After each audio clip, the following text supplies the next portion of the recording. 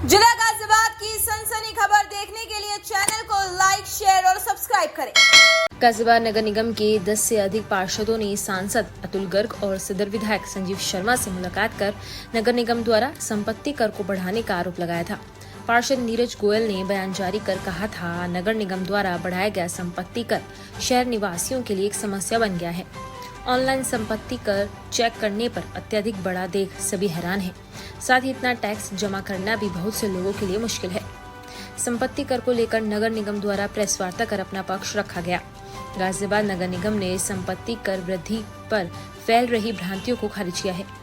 गाजियाबाद नगर निगम के मुख्य कर निर्धारण अधिकारी संजीव सिन्हा ने बताया, कुछ जनसामान्य के द्वारा संपत्ति कर की दरों को लेकर भ्रांति फैलाई जा रही है कि नवीन मासिक किराया दरों से पूर्व संपत्ति कर में 300% तक की वृद्धि हो रही है, जो पूरी तरह से गलत है। जबकि प्रत्येक जोन में कुछ ऐसी संपत्तियों पर संबंधित भवन स्वामी से भवन का क्षेत्रफल प्राप्त कर संपत्ति कर की गणना की गई है, जिसमें लगभग 2 गुना। उन्होंने कहा कि किसी भी संपत्ति कर दाता को किसी भी प्रकार की समस्या है तो वह अपने संबंधित जोनल कार्यालय में किसी भी कार्य दिवस में संपर्क कर सकते हैं।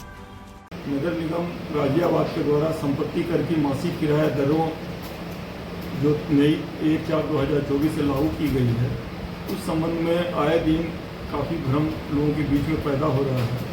उस संबंध में मैं स्पष्ट करना चाहता हूँ कि ये दरें कोई अचानक आज तय नहीं की गई है, बल्कि 2022 से ही इसका पूरी प्रक्रिया अपनाई जा रही थी। हमारे नगर निगम अधिनियम 1959 तथा संपत्ति कर नियमावली 2000 में स्पष्ट प्राविधान है कि प्रत्येक 2 वर्ष में संपत्ति कर की मासिक किराए की दरें नगर आयुक्त के द्वारा निर्धारित की जाएगी। और उसकी प्रक्रिया क्या है कि 2 दैनिक समाचार पत्र में प्रकाशन कराया जाए, आम जनता के बीच उसको लाया जाए और ला करके उनसे आपत्तियां प्राप्त की जाए, और जितनी आपत्तियां प्राप्त होती हैं उसमें से कम 10% लोगों को बुला करके व्यक्तिगत समिति बना करके सुना जाए। सारी प्रक्रिया को फॉलो किया गया है नगर निगम के द्वारा। और चूँकि 2 वर्ष में तय करना होता है तो उसमें थोड़ी लंबी प्रक्रिया होती है।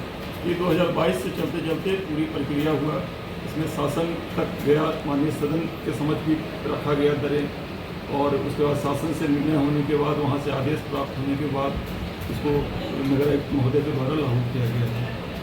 और दूसरी चीज़ें मैं स्पष्ट ये कर रहा हूँ कि कल माननीय महापौर मैडम के द्वारा अति आवश्यक बैठक गंभीरता व्यक्त करते हुए जो आम जनता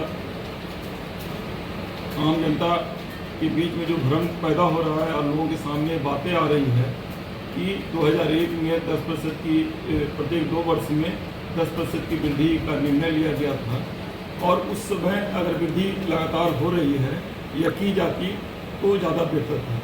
तो उस आधार जिला गाजियाबाद की सनसनी खबर देखने के लिए चैनल को लाइक, शेयर और सब्सक्राइब करें।